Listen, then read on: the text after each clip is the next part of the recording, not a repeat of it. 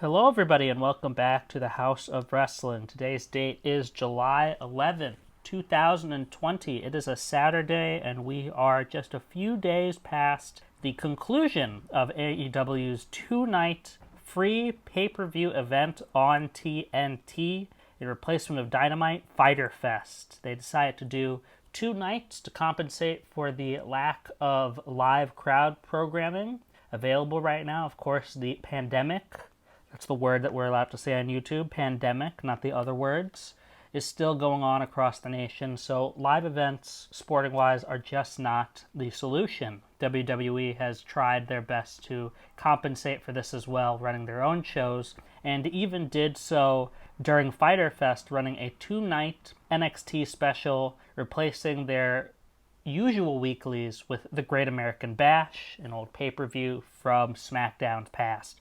All in all, we saw 11 matches. We're going to go night 1, then night 2, talk about some of the bigger matchups, and then some of the smaller angles that transpired throughout the 2 days. Of course, we're still in Daly's Place in Jacksonville, Florida, just a few minutes away from the Jacksonville Jaguars' home arena. We, on night 1, saw 3 title matches for the Women's Championship, the AEW TNT Championship, and the AEW World Tag Team Championships. Unfortunately, we were not able to enjoy our AEW World Championship match between Jon Moxley and Brian Cage. Of course, we know that they are currently holding that match off for Fight for the Fallen on July 15th.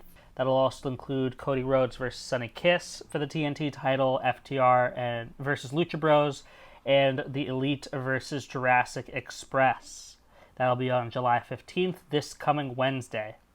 Getting into the main show here, we had on night 1 Jurassic Express versus MJF and Wardlow, Hikaru Shida versus Penelope Ford, Cody versus Jake Hager, Private Party versus the Inner Circle, and Kenny Omega and Adam Hangman Page versus the Best Friends Chuck Taylor and Trent. Match of the night for night 1 definitely has to go to Hikaru Shida and Penelope Ford. I liked Cody and Jake's match. I just found that Cody's match wasn't quite as good as some of the other TNT main events that he's had for this championship. The match with Jungle Boy was amazing. The matches with Darby Allin before the TNT championship kind of came into the picture were excellent. And I thought that this emulated those in certain ways on Cody's part, but I wasn't the biggest fan of Jake Hager in this match. I thought that he looked strong for sure. He had a really good way of selling. He always has a good way of moving. He's not an unreliable guy by any means, but the way I see it, his selling isn't where it needs to be to support a guy like Cody. He's not as fast as Cody. He doesn't work quite a similar style to Cody. And it shows the difference between a guy like Cody and a guy like Jon Moxley, because I've been singing Cody's praises up and down this show for a few weeks now, but Jon works a better brawl style. He works a harder, rougher, more real-looking style than a champion like Cody. So if we're talking about guys that are less equipped in the ring, who do we trust? I would say Jon Moxley over Cody. If I'm looking for a 5-star ring general to work with another guy who is on that level, it's Cody. And that's why we saw such great matches against guys like Dustin Rhodes. Shawn Spears is a guy that Cody could work well. MJF.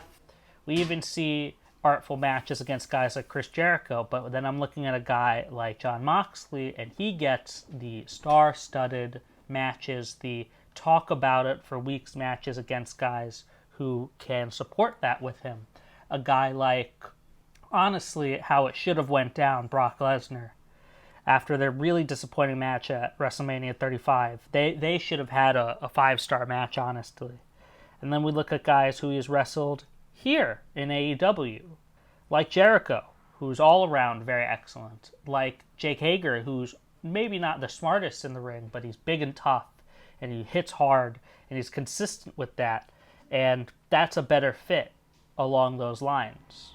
So if I had to pick a favorite match, it would definitely be the women's title match.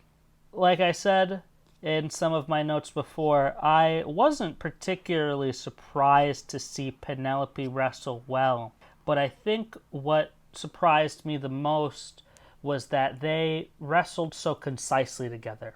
Hikaru has a way of getting very aggressive in the ring. We saw her against Nyla at Double or Nothing.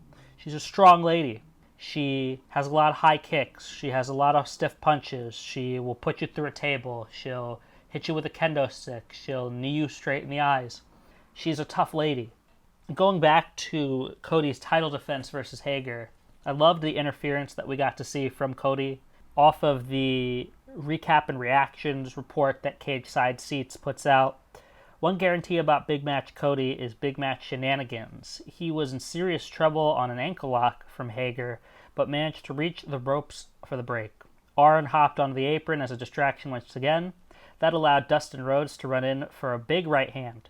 Cody pounced for a crossroads, but Hager countered into a flatliner and an arm triangle choke. So Cody is not winning off of the cheating, but the cheating is such a big part of Cody's identity, of what Cody feels is important to these matches, how he wants to conduct his character has now become a lot more self-centered, a lot more self-congratulatory. So these notes are important for us to remember as we continue down this path of Cody's Open Challenge. It's a very current thing for people who are wrestling fans. They feel a lot of different ways about it. Is Cody turning heel? Is this an allegory to John Cena's Open Challenge for the United States Championship and how he behaved? Like he was this savior from Monday Night Raw, even though he was an elite wrestler who has already made his name, just coming back to take the spotlight away from guys that need it. There's a lot of ways you can approach the angle, but either way, we're seeing a lot of layers getting slapped onto this Cody Rhodes angle, and it's going to create a lot of fun for us as we continue to see these TNT title defenses, especially with one coming up on Wednesday against the illustriously stunning Sonny Kiss. Another thing I noticed during the Cody Rhodes Jake Hager match was at the beginning, where we saw AEW graphics team post a tale of the tape, giving us some very basic stats about grapples, pin attempts.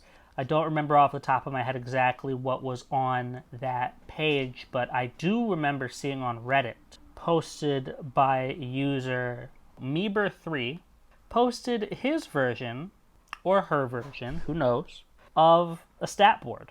So I'm looking at this stat board here, and it would definitely be what could be considered a profile page on like an ESPN or an NBA.com, and it's just full of these awesome stats. You get their record for the gear, you get their singles, tag, and trio record, you get their overall record, you get how many days they've been on AEW for, their age, their height, where they debuted, their signature moves, their championships, a biography, a pie chart detailing how their moves are effective in matches. I noticed on the stat board here you could actually see how many times they used a finisher and how often it led to a finish in the match. So for example, the page that Meeber3 made, for example, was for Adam Page, Hangman Page. Hangman's used the buckshot lariat 9 times for 5 pins, and he has never used a submission attempt for a victory. So he's at 56% for the buckshot lariat, but he's at 86% for the last call, which is his finisher with Kenny Omega. So it creates these levels, right, of analysis that I think AEW fans, or especially, would enjoy. And you saw AEW lean into that a bit with the tale of the tape graphic beforehand. So we're seeing more layers. I feel like every week I have something to touch on that I'm really impressed with, that I really appreciate about the way that AEW goes about their business. I think that these little details are what fans need to hold on to when they're looking at the nonsense behind the ratings war and who's better and this and that, because at the end of it, AEW to me doesn't exist just to be a competition to WWE. I don't look at it like it has to be AEW versus NXT. NXT would never do a tale of the tape in the manner that AEW did it. They wouldn't post those stats. They wouldn't post most stats accurately to begin with, because they like having a protection over the narrative. And I don't know if they would have done a lot of things in a lot of feuds the way AEW does it. So for me, it's not about, these little things make the product better. It makes it different. And I think that that's so important for us as fans to remember, is that these brands present themselves in such different ways, and we're seeing that revolution continue to happen as we see the integration of more sports-like themes. And that's why I'm very big on this stat page and this tail of tape thing here, because I see this coming more and more out of the AEW audience, out of the fan base, the desire, the need for a more sports-centric conversation. And I really appreciate that. Not much to say about Jurassic Express versus MJF and Wardlow. It was a good match. Thought Luchasaurus looked great like he always does, and it was good heel work by MJF and Wardlow. They were definitely more on the same page than they have been in other weeks, but that slow tease towards their split up is still very much in the air. Private Party versus the Inner Circles, Santana and Ortiz. It was good. The Hardy Party was present, and Private Party got the win. It definitely threw me off a bit for the title match with Kenny Omega and Adam Page. I wasn't sure if they were going to do all faces or all heels, but it looked like they ended up doing all faces for the first night. Don't feel one way or another about that too much, but it was an interesting choice. I thought that at the very least the Inner Circle was going to be able to have the tag match so they could go in and comfortably give Cody the TNT title win, and of course give the Elite their win as well, uninterfered, against the Best Friends. Speaking of, we'll go into the main event, Kenny Omega and Hangman Page versus the Best Friends for the Tag Team Championships of AEW. Trent and Chuck Taylor came in a minivan driven by Trent's mom. That was adorable. Our good old boys, Omega and Page, came in as odd couple-ish as they always do, and they worked a great match here. It wasn't anything particularly special or on the par of some of the other stuff that Kenny Omega and Hangman Page have done, and I wonder if their earlier work is going to portray them down the line when there are newer tag teams coming in, when they might be less experienced than a Chuck Taylor and a Trent, when you need to carry them and lift them up, and you see all these all-star performances by guys like the Young Bucks, guys like Omega and Page, guys like FTR, guys like Lucha Bros, guys like Best Friends, guys like Private Party. It's very daunting. You wonder how much more these guys have to give. We got 3 tag matches on the first night, and we got 1, 2, 3 tag matches on the second night. So obviously this is becoming a very big part of the identity of AEW, but my concern is, when is too much of a good thing truly too much? Like, you gotta wonder when it's going to slow down a bit, and that has been something on my mind.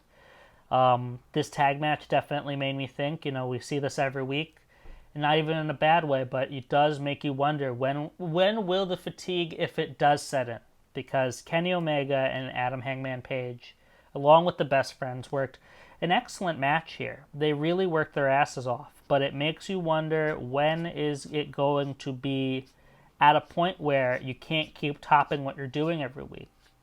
They're working at such a high rate that it does make me wonder. Either way, for the time being, I'm not sick of it. This was a great show. Night 1 gets an 8 out of 10 from me. Moving on towards night 2, we're still in Daly's place. We're still in Jacksonville, Florida. They're still letting an oddly high amount of people into certain parts of the stands in the Daly's Place Amphitheater. So, what are we here for? Kenny Omega and Hangman Page will once again put their tag team titles on the line. The Young Bucks and FTR will be tagging together against the Forces of Evil. And of course, we have our main event, the match everybody knows I've been excited about. Orange Cassidy taking on El Champion, or Le Champion, as it's also said among the French, Chris Jericho. Night 2 had me very excited, as you can tell. I thought that the main event was excellent. I really did. And, I'm aware that on Great American Bash, we'll talk about that for a bit, wasn't a big follower of that show both nights, but I just wanted to see more of the stuff AEW had, I did rewatch the Io Shirai versus Sasha Banks match, and they worked their asses off. It was a great match. I'm a big fan of Io and Sasha especially. They did a great job. And then I watched last night, I actually rewatched the Keith Lee versus Adam Cole match for the unification, and it was great. They were really, really good. I don't know which one you could rate as better, because they serve two different purposes. Cassidy versus Jericho is its own style of match. It's very theatrical, it's very Hollywood, it's very, old days, work it down to the ground, slow it down for the people to follow and, cry along with.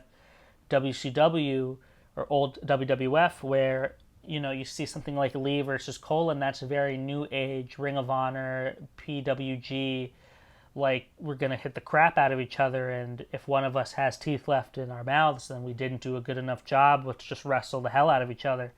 And they both accomplished that really, really well, but, it's hard to neglect how well I think this worked for Cassidy's character, all the positivity that it's going to bring him as a main event player. Obviously, the ratings didn't reflect that all the way down. We did see NXT have a bit of a bump, and, that's just something that you're going to see. But I do acknowledge, I'm not going to pretend like NXT didn't crush AEW this week. We look at these ratings, and AEW Night 2 had 715,000 viewers on average, and NXT had 759,000 viewers on average. We've talked about the demo a couple times, I'm sure. AEW was 7th in the 18 to 49 demo. NXT was 24th. These are both very strong ratings. NXT is not going to look at this like a loss. Top 25 for any network is very good, especially when you look at it in the perspective of they are a sports program. This is what is expected of them, is to trend highly. And I see that they are trending highly. And I think it definitely speaks to the drawing power of WWE, that they so consistently have one or two stars on their show that really flips it around. WWE has such a great problem, and they are overloaded with top-tier talent. And to see NXT become a place for some of that talent to get the time they deserve is a good thing. It's a great thing. The more wrestling promotions we have in this country and in this world promoting top talent, the better this industry is. So no one should wish bad on NXT or AEW.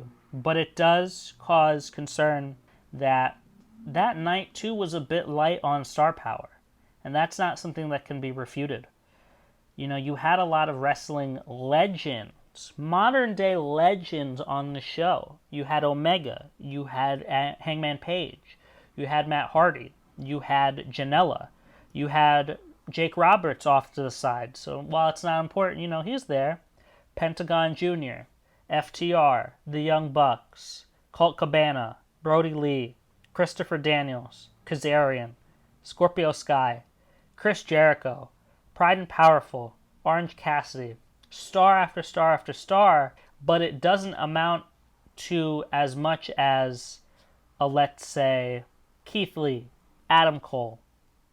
We're now seeing the value of certain stars. So while I think that it's good to see that Orange was able to headline this pay-per-view, he was able to be the second night main event, he was able to have shared a stage with someone like Chris Jericho and perform. Because in this match, he performed so well. He was awesome. Can't even question it. His kick routine was fun when he exploded into an actual super kick after doing the fake shin kicks. He got near fall after near fall after near fall. hands in his pockets, flipping off the top rope. He was doing everything.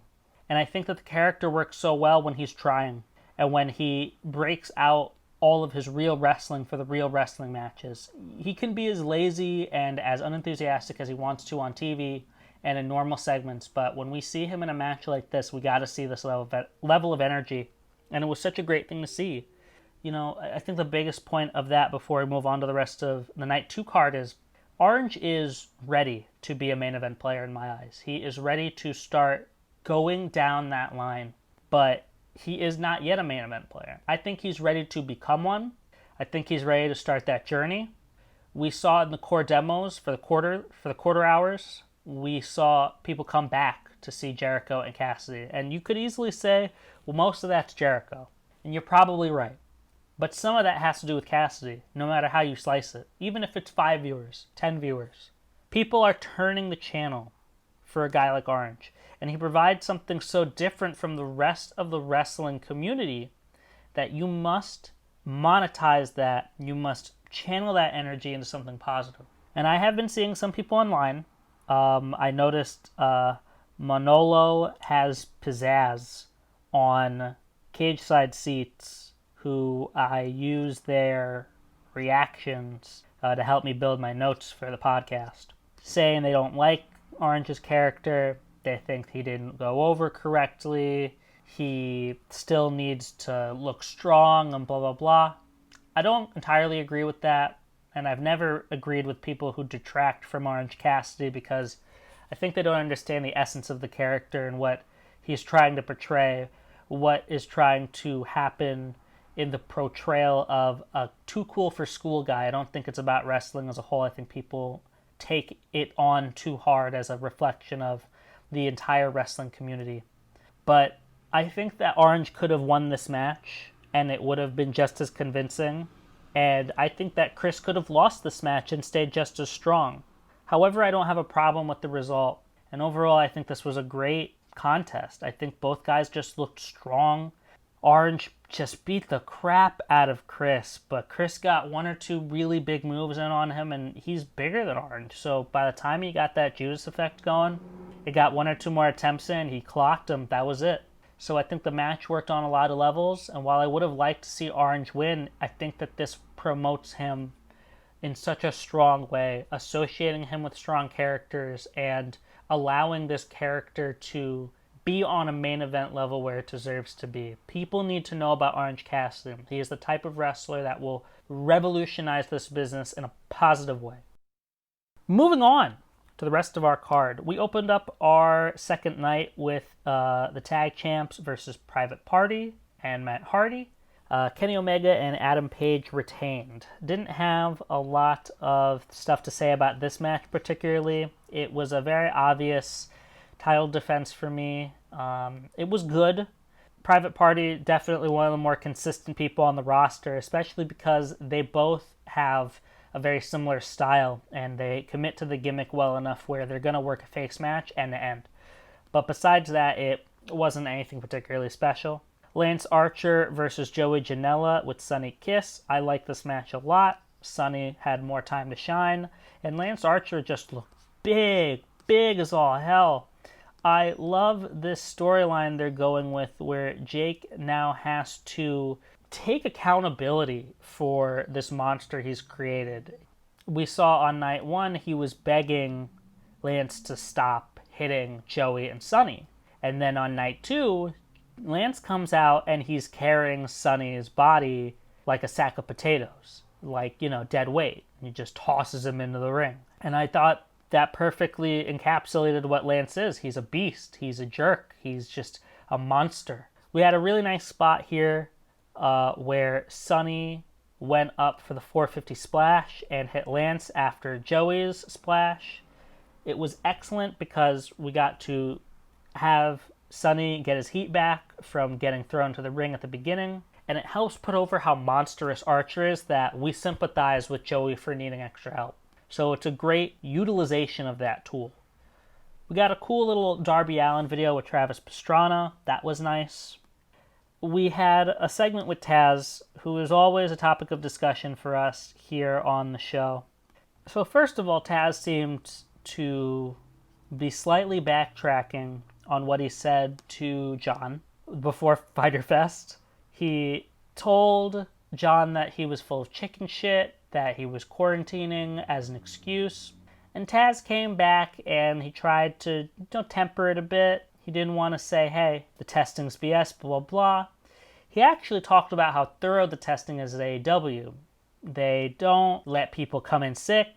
You have to get tested before you even show up to Florida, and then you get tested on site. You get tested before you get in the ring. They're going to check your temperature, all that. So Tazz actually brings up a great point. You're going to know if you're unhealthy anyway, if you're going to be over here. So why do you need to stay all the way over in Renee's house to wait for your injury to heal or to wait for your little illness to pass? It's because you're hiding. Tazz says, we don't run a sloppy shop, referencing another company's inability to keep their pandemic crisis under control. Tazz, in his medical opinion, diagnoses Mox with a case of the chicken shits, and we move into the second night's Tazz promo. Tazz comes out with a belt. You can see it's a belt in a velvet bag. I was panicking because it is as big as the AEW World Championship, and I said to myself, if you tell me that this guy got sick because Vince McMahon couldn't keep his fucking commentary team safe and Jon Moxley had to give up his World Championship to Brian Cage and have Tazz give it to him on a random Wednesday on a fucking velvet bag, I would flip my shit. However, that's not what happened. What we see is a relic from the past, the FTW World Championship. This FTW World Championship was Taz's unofficial world title when he was in Extreme Championship Wrestling. Tazz was first named the FTW champion in 1998 at an event called It Ain't Seinfeld, held in the 878th Elk Lodge in Elmhurst, Queens, New York. I am a native Queens, New Yorker, so I actually find it funny that that's where this was debuted. Sabu won it from him in a triple threat in December of that same year. Just Incredible was also in that match. And then Tazz won it back when he unified it with the ECW World Championship. So after 21 years of dormancy, it appears that Tazz wants to reignite this title and give it to the beefiest boy, the baddest son of a bitch on the planet, good old Brian Cage. It's just a promo for Cage. We're just talking about Cage, and it was kind of stupid. I appreciate the idea that he wants to put his guy over, and it's a great gesture. It's a great piece of, little tidbit knowledge for people that know about ECW and know enough about ECW to know about Tazz and what he was like in his prime. Because, there wasn't many people better than Tazz, especially from a shoot perspective. And you can see that not only in some of Tazz's work, but some of the work Tazz does now on AEW Dark with Excalibur. His commentary has been excellent. But this was just kind of a nothing segment. It was like, whatever, man. Like, who gives a shit? I get it. Brian's big and beefy. Whatever. We also see Big Swole get a fake suspension and then break Britt Baker's nose. I don't know what was going on with this, and I really didn't care. It felt kind of stupid that she got suspended from the building for doing something to Britt Baker, saying that Britt went to management and ratted her out and all this crap. It's hard for me to believe, having watched enough of this show and following a couple of the guys that are in this company on social media, that Tony Khan and Cody would side with Britt Baker and suspend Big Swole, who's also a face, from the building. Britt's like a mega heel. So I don't think Cody's a mega heel where he's going to listen to her.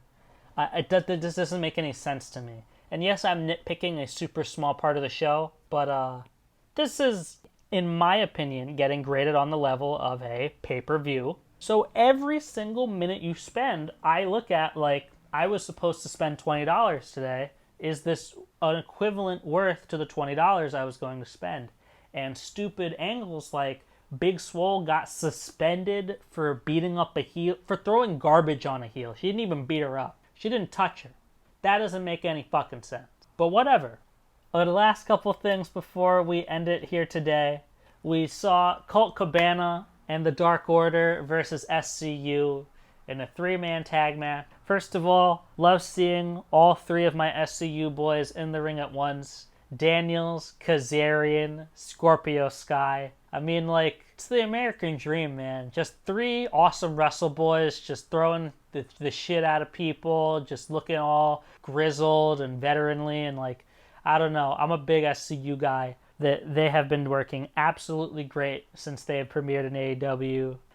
This match was great for storyline purposes. You know, I noticed that Daniels and Kazarian work a bit of a slower pace when they're working these tag matches. I find that they do take a little bit more of a lead when they're working singles matches, but when they're tagged together, there's an articulated pace. They want to take their time. They want to get things done the right way. And they are big on hitting moves, not just wrestling. So you're going to get a certain brand of match with them. But this match was meant to help us look into this Colt Cabana and the Dark Order storyline. Specifically, Colt Cabana's new infatuation with Brody Lee. We see that Colt wants to be nice at the beginning of the match. He wants to dap the guys up, like, hey, you know, it's Christopher Daniels and Frankie Kaz, like, you know, we're boys, right? And Brody has to tap him on the shoulder and say, we don't do that over here. That's not Dark Order business. You're part of our family. You should be over here. And he's like, are you sure? And Brody's like, get the fuck over here. And it goes on the whole match. You know, Brody hits his huge lariat, and he then tags Colt, and he says, here you go, get your win. Colt pins him, and he's so happy. You could see that the happiness is almost more natural to Colt this time around, that he's pinned this guy. He's the best wrestler on the roster right now. He's the golden boy of the Dark Order, especially for Brody Lee. And while there has been no obvious move that he has officially joined the Dark Order and he's like part of the Dark Order and this is a done deal now, we're fastly approaching that point that we just can't help but stay on the edge of our seats. What's the moment? Who will Colt turn on to prove his allegiance to Brody? And will Colt actually make the turn? Will he be able to snap himself out of this? Is there still time left?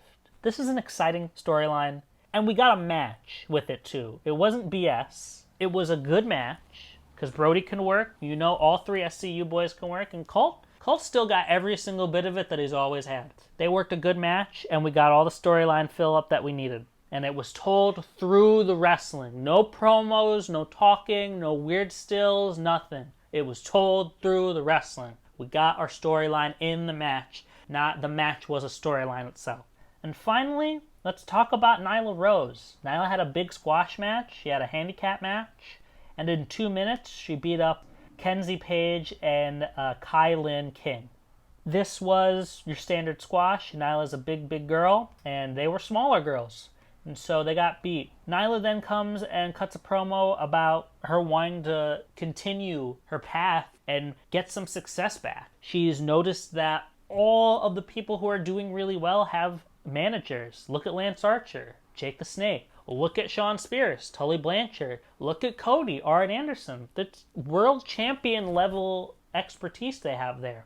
So Nyla promises us that she will hire a manager of equal championship caliber and start getting ready for her rematch that she is owed against Hikaru Shida for that AEW World Women's Championship. I'm really excited to see who it is. It could really be anybody, and I just want to see it be somebody who's really going to make like a lasting impact. There's so many names that come to mind.